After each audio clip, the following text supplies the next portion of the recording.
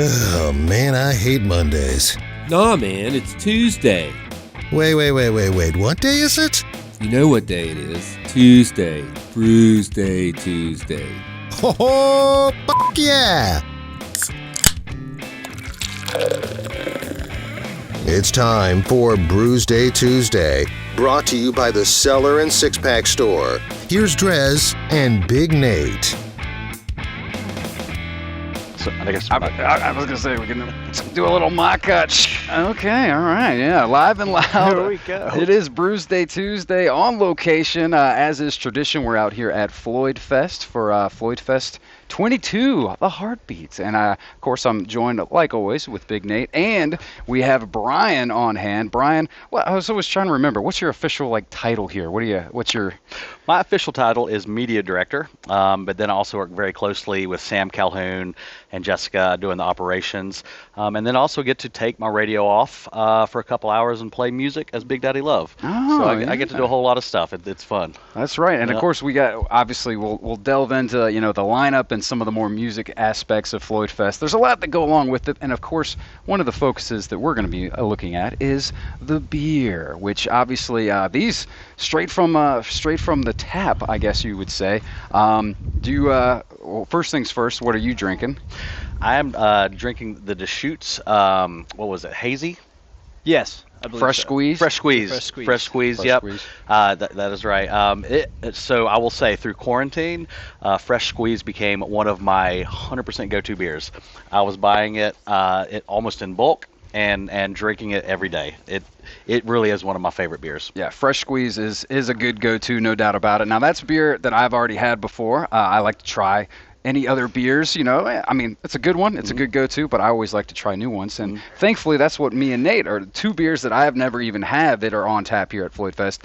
You have the Katharina Guava Sour. Katharina I think Guava. it's got the Okay, raspberry. good. I'm in glad there because as well. I was afraid you were going to put me on the spot. Like Brian was like, man, I don't know. I was just handed this. The beer guy handed them to me and told me which ones were which and stuff. And then I have in my cup, this is the King Crisp Pilsner, I believe, all from Deschutes. Good name, King Crisp. Good name. Yeah, that is a good name, and it is good and crisp. That's what you would want for a beer, and especially at a Floydfest, even just any festival environment where you got maybe some heat on. Thankfully, actually, right now we got some cloud coverage, a little bit of sprinkling, but man, it really cools down the mountain when you get this. That's one of the things, it feels like you always get at least some rain, but it's usually welcomed because sometimes it's quite hot and. We've been going through a heat wave really across the globe right now, so Yeah. some cloud coverage and a little rain. Usually it's welcome. I mean, you've been doing this a long time, right? Have you been here from the beginning, or how many years you been doing Floyd? So my first time was when Big Daddy Love played in 2010. Okay. And so then we came. We actually were in the On the Rise competition and fortunately we actually won it. And then we came back for the couple years. I took a couple years off after that, and then I started working closely with Sam. We're friends from App State, and I came up and just started helping him a little bit. And every year that increased until I became a full-time member of Across the Way Productions. Nice. So I've been here quite a few years. Yeah, with a 5-day festival, you can expect it's probably going to rain once. At least once. At least once. This year, it's looking like we might get a little shower every day, and that's fine. It'll keep the heat down, and we're fine with that. We are completely ready for any rain, and our patrons, they come here. They're outdoorsy people. Everybody knows we're going to get some rain. They're prepared for it. We kind of celebrate in it. We dance in the rain, and when it's over, we all come back out and enjoy the music. That's what I was trying to think of, was if there's been one with no rain. I feel like there's at least one day or a night that you'll get some rain. 5 years, and I remember rain every time, but it always feels welcome. No, I want to say, so 2019, I think 2019 was as close as we ever came to no rain. We might have had this tiny little sun shower sprinkle on a Sunday, but that was about the year. It was the most perfect that it could possibly be because we just came out of a heat wave. It was 100 and stuff down the mountain. We posted a weather report for the 5 days that on the mountain, and it was going to be in the 70s. And so many people told me they bought tickets just for seeing that. Yeah, I mean, that's one of the things, when a festival, you want the good weather. And again, depending on the situation, if it's at night and you're trying to just go to sleep at your campsite or whatever, then maybe rain not as welcoming. Yeah. But if you're out there having a good time, a band's playing, and you get a little sprinkle, dude, I think it enhances the experience. Absolutely. That 2019 one, I think I remember, is noticing, and I think it was Sunday, when Old Crow, the clouds kind of started rolling in behind, but I didn't know if we had actually ended up getting a full-on downpour. I think you're absolutely right. Yeah, I think it was the tiniest little sprinkle, just weird. enough just to say that it rained just a little bit. But yeah, man, that weather was perfect. I'll be honest, like we all kind of knew that we've been lucky the last couple years, and we were kind of preparing for some rain. Just law of averages. We're going to get a little rain this year, but we are completely prepared for it, and everything's going to be fine. Yeah, it's going to be awesome. And of course, for those that don't know, we're out here at Floydfest. We're actually set up in this is the village, Global right? Village. Yeah, this is the Global Village. Now it's the glamping area, so glamping has become really popular with festivals. So with glamping, I mean, you can fly in on an airplane, get a ride here, with your stuff and your tent set up. Some of them have air conditioning. They all have cots. And you're totally set. You can fly in. You don't have to bring a bunch of camping gear. You don't have to set it up.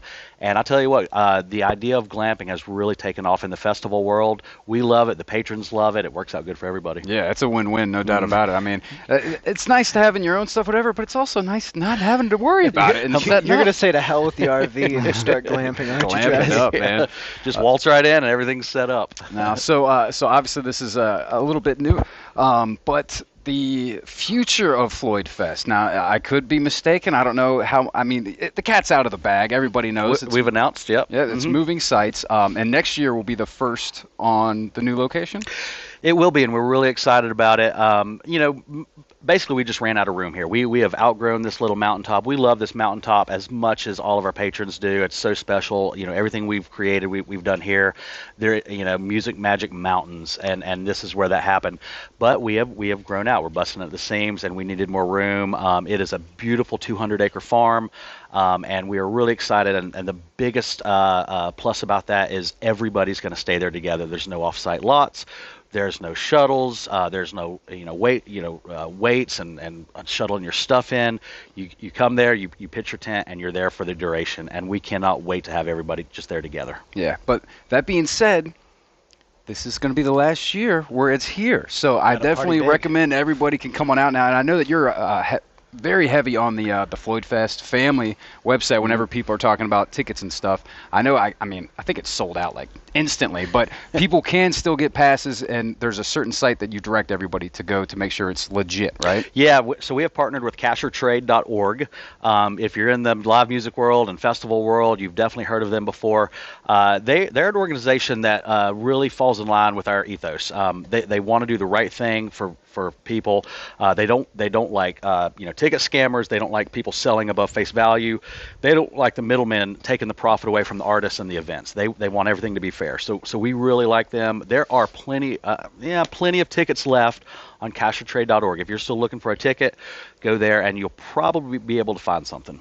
There you go. So if you don't have plans yet, maybe you're waiting to see exactly what the weather is going to be like, just get your tickets now while you can, and I plan on coming out here because I know you got the lineup right in front of you now. Personally, I think Saturday's looking really solid, but who are some? You have a better handle on it than I do. What are some standouts that you say are must-sees this year? Besides, of course, Big Daddy Love. Well, getting Turnpike Troubadours was a really big deal for us. They've taken a lot of years off. People weren't sure if they were going to come back. I think the lead singer, spent some time kind of getting sober, and he's just one of those great comeback stories, much like Jason Isbell. I mean, we love these stories. People, kind of, overcome their demons. They get their heads back straight, and they come out even stronger than they ever were, back then. And so getting them was a really big deal. We have a lot of people coming just for them. They just sold out several nights of Red Rocks. They are just red hot right now, so we're really excited about that. And Wilson of Heart, like holy crap, that one was a standout for me. Yeah, I mean, how often do you get to see her? So that's really special.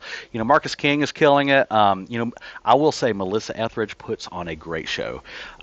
She was not really known in the festival world and the bluegrass festival world, but trust me on this, you will be impressed with her show and you'll really enjoy it. And Floydfest is really good about getting the up and coming acts right when they're on the verge of breaking. It's almost like we sign them when they're almost ready to break national, and then by the time they get here, they've broken national. Yeah, that's happened a couple times. Oh yeah, we're known for that. So Neil Francis, he is this funk soul guy. He's a young kid. He's 23. He just got sober too, and so he's having a great career and he's blowing up everywhere. Sierra Farrell, same thing, and then of course Floyd's own Morgan Wade, same story. She got sober. She was discovered here by Jason Isbell's guitar player, and he took her to Nashville. She made a record, and now she's one of the top country stars in the nation right now. So we're so happy to have her back. So we just have so many connections here to Floyd and that we're so proud of, and a lot of girl power too. We love putting girl power up on the stage and featuring a very diverse lineup, because there's so many amazing women out there that deserve every bit of the exposure. What about you, Nate? Who are you stoked for? I mean, Old Crow's always one of my favorite bands to see live. They're so much fun and kind of they do have ties to Virginia, particularly the Harrisonburg area, but we won't hold that against them. And always put on one hell of a show. Beyond that, Melissa Etheridge, I'm actually very stoked to see, because that was a big part of my childhood. My mom, for whatever reason, not for whatever reason, she's obviously an incredibly talented musician, but for whatever reason, it was always the song that the album that I most associate with my mom was that one Melissa Etheridge album with Come to My Window. Yes, always. On rotation. They're good songs, forever. Man. They're really great songs. I mean, there was a point where I was like, Mom, do you have any other albums? Yeah, but this one's really good. You're right. Yeah. Spin it again. No doubt about it. Well, I'm looking forward to whoever's going to be playing in the beer garden. My favorite stage, personally, because there's always some delicious beers, and I think this is a testament to it, man. Deschutes coming out swinging. Let's go ahead and do the Untapped thing. Obviously, that's how we like to rate our beers on this show, on the Brewsday Tuesday. Untapped, you can find me, DreZ Drinks, Big Nate, Danger over there. What's your Untapped handle? I'm not on Untapped. Oh, boy. If you were, what would your handle be? Go ahead, make one up. B Swanky. It would be at B Swanky. All right, one day we'll see if we can get up there. But either way, you can rate the beer on a scale of up to 5 in increments of 0.25 rather. Your fresh squeeze, man. It probably tastes really good, because I know you guys have been working real hard out here getting ready for the festival. This is the first beer I've had to my lips in a couple days. It's hard to not even give it a 5, but I'll just say a 4.8. All right, okay. That's an interesting score. What about you, Nate? How's your I mean, I like the color of that beer. I mean, as you said before, you told me I was going to like this, and I don't know if it's just the vibe, everything going on, kind of this nice cool breeze, but this is the next segment. I'll be hard pressed to rate a beer this high. This is getting a 5. The Katharina Guava.